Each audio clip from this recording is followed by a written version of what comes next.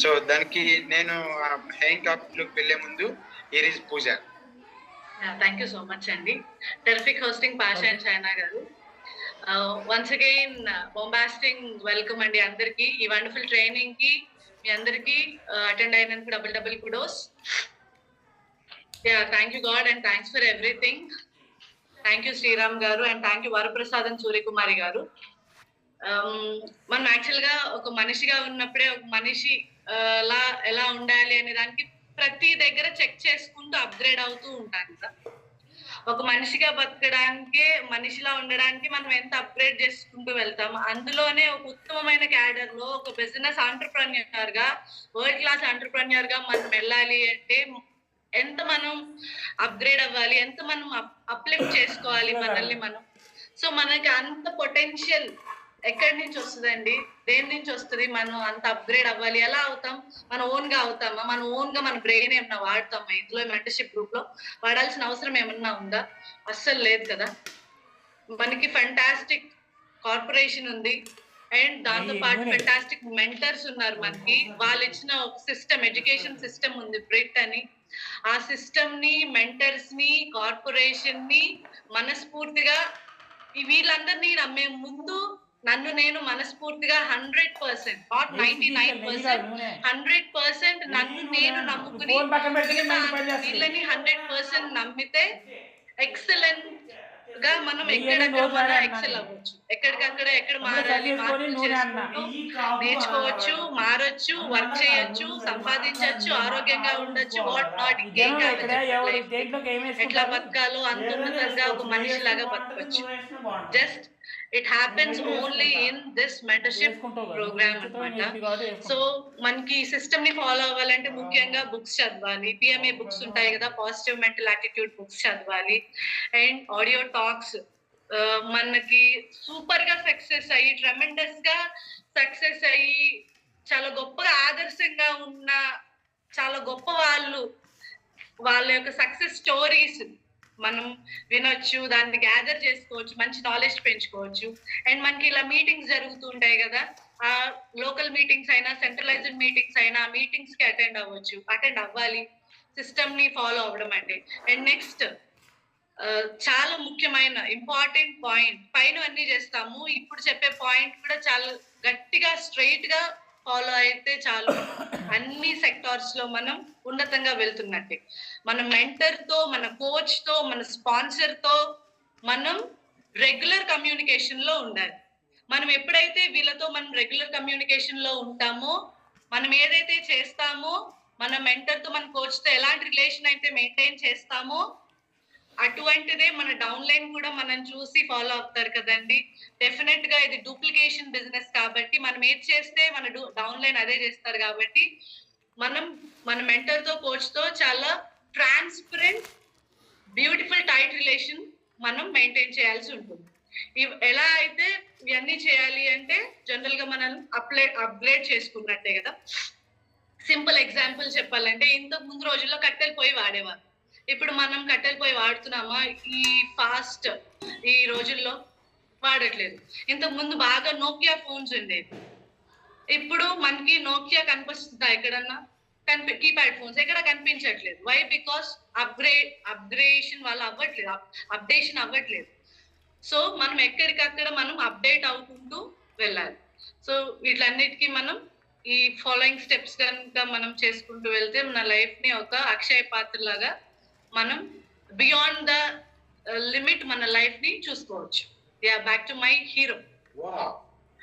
Excellent. Thank you Pooja, thank you so much. So simple steps but very powerful business tips అవి. ఎప్పుడైతే మనం proper గా upgrade చేసుకుంటామో, of course మీరు వాడుతున్న మొబైల్ ఫోన్ లో యాప్స్ అప్గ్రేడ్ చేయకపోతే అది స్ట్రక్ అయిపోతుంది. సేమ్ మనం కూడా నాలెడ్జ్ ని అప్గ్రేడ్ చేసుకోకపోతే బిజినెస్ లో స్ట్రక్ అయిపోతాం. సో దట్ అప్గ్రేషన్ కొరకు మీకు నాలెడ్జ్ కావాలి. Coming to the training part.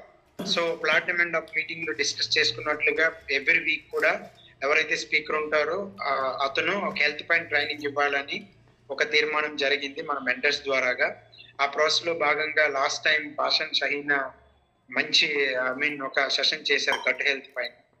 And ఈ వీక్ ఇప్పుడు నేను పూజ చేయబోయే సెషన్ ఏంటంటే ఎక్కువగా మనం వెయిట్ లాస్ ట్రాన్స్ఫర్మేషన్స్ చేస్తున్నాం కాబట్టి దానిపైన ఒక స్పెషల్ సబ్జెక్ట్ ఉండబోతుంది. సో అదేంటంటే వన్స్ కొద్దిమంది క్లయింట్స్ ని మనం తీసుకొచ్చిన తర్వాత వెయిట్ ఎందుకు స్ట్రక్ అవుతారు. ఓకే, సో కొద్దిమందికి మెటబాలిజం తక్కువగా ఉండడం వల్ల అండ్ ఒక 5 days కానీ 10 days కానీ లేదా 1 month కానీ 2 months తర్వాత కానీ వెయిట్ ఎందుకు స్ట్రక్ అవుతుంటారు అనేది. So I studied very deeply from అంటే ఏమంటది ఒరిజినల్ ఇన్ఫర్మేషన్. ఓకే, సో అంత అద్భుతంగా ఇప్పుడు ఆ ఇన్ఫర్మేషన్ ఉండిపోతుంది మీకు. బికాజ్ ఐ మీన్ నేను చాలాసార్లు క్రాస్ చెక్ చేసుకున్నాను దాన్ని. సో వెయిట్ ఎందుకు స్ట్రక్ అవుతారు మెయిన్ గా ఈ clients 3 months or 4 months or 5 months whatever వాళ్ళు ఎంత వెయిట్ అయితే తగ్గాలనుకుంటారో ఆ వెయిట్ వచ్చేంత వరకు ఫస్ట్ మంత్ లో తగ్గినంత డ్రాస్టిక్ గా సెకండ్ మంత్ లో తగ్గినంతగా థర్డ్ మంత్ లో అలా ఎందుకు ఉండదు, లేకపోతే ఎందుకు స్ట్రక్ అయిపోతుంటారు అనడానికి మెయిన్ గా ఈ రోజు ఇన్ఫర్మేషన్. వెయిట్ స్ట్రక్ అవడానికి మెయిన్ గా 5 reasons. నేను పీపీటీ ఏం తయారు చేయలేదు, జస్ట్ మీరు నోట్ చేసుకోండి. సో 5 reasons, ఈ 5 reasons వల్ల వెయిట్ స్ట్రక్ అవుతూ ఉంటారు. సో ఫస్ట్ పాయింట్ వచ్చి వెయిట్ స్ట్రక్ అవడానికి గల మెయిన్ రీజన్ మన బాడీలో సో విటమిన్ డి తక్కువగా ఉండటం వల్ల.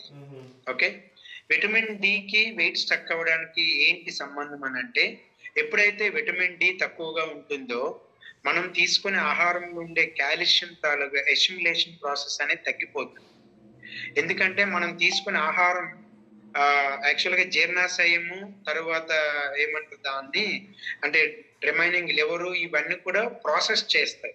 కానీ ఫుడ్ లో ఉండే న్యూట్రిషన్ వాల్యూస్ ని అబ్జార్ప్షన్ అంటే న్యూట్రిషన్ వాల్యూస్ ని సెగ్రిగేట్ చేయవు, అవి అబ్జార్బ్ చేసుకో. మనం తీసుకున్న ఆహారం ఉండే న్యూట్రిషన్ వాల్యూస్ అబ్జార్బ్ చేసుకునే ఏకైక ఆర్గాన్ ఏంటంటే స్మాల్ ఇంటెస్టైన్. అంటే మనకి చిన్న ప్రేగు అనేది న్యూట్రిషన్ వాల్యూస్ ని శోషణ చేసుకొని బ్లడ్ లోకి పంపిస్తుంది. మరి చిన్న ప్రేగుల్లో ఈ న్యూట్రిషన్ వాల్యూస్ అబ్జర్వ్ అయ్యే ప్రాసెస్ లో విటమిన్ డి తక్కువ ఉంది అనుకోండి, ఎలా వెయిట్ స్టక్ అయిపోతుంది అంటే మీకు ఎప్పుడైతే విటమిన్ డి తక్కువ ఉంటుందో కాల్షియం శోషణ అనేది తగ్గిపోతుంది. ఈ కాల్షియం శోషణకి వెయిట్ స్టక్ అవ్వడానికి గల సంబంధం ఏంటంటే మనకి అంటే ఈ కాల్షియం మెయిన్ రోల్ ఏంటంటే యాక్చువల్ గా మనకి లింఫోసైట్ లో T cells and B cells అని ఉంటాయి. అవి ఇమ్యూనిటీ రిలేటెడ్ సెల్స్. అవి ఆ ఇమ్యూనిటీ రిలేటెడ్ సెల్స్ ఏం చేస్తాయంటే మనకి శ్లేష్మం అని ఉంటుంది ఒకటి, అంటే ఒక ద్రవం లాగా ఒక చిన్నగా జారే ఒక లిక్విడ్ లాగా ఉంటుంది శ్లేష్మం. అది మనకి ఎక్కువగా గట్లో ఉంటుంది. ఆ శ్లేష్మం ఎలా పోషకాలను శోషిస్తుంది అనే సిగ్నల్స్ బ్రెయిన్ కి వెళ్ళాలి అంటే గనక ఖచ్చితంగా ఆ రోల్ ఎవరు అంటే టీ సెల్స్ బి సెల్స్ ద్వారాగా సిగ్నల్స్ అందించాలంటే ఆ రోల్ ఎవరు ప్లే చేస్తారంటే ఈ కాల్షియం అనే ఒక మినరల్. ఎప్పుడైతే విటమిన్ డి తక్కువ ఉంటుందో కాల్షియం తగ్గిపోతుంది. అప్పుడు చిన్న ప్రేగుల్లో ఎక్కువసేపు ఇమ్యూన్ సిస్టమ్ ఉండిపోవాల్సి వస్తుంది. సో ఎప్పుడైతే చిన్న ప్రేగుల్లో ఎక్కువ ఇమ్యూన్ సిస్టమ్ ఉండిపోవాల్సి వస్తుందో మీకు ఏమవుతుంది, ఆటోమేటిక్ గా గట్ ప్రాబ్లం ఉంటే వెయిట్ తగ్గుతారా? ఖచ్చితంగా ప్రాపర్ గా మోషన్ అవ్వదు, ఆటోమేటిక్ గా వెయిట్ స్టక్ అయిపోతుంది.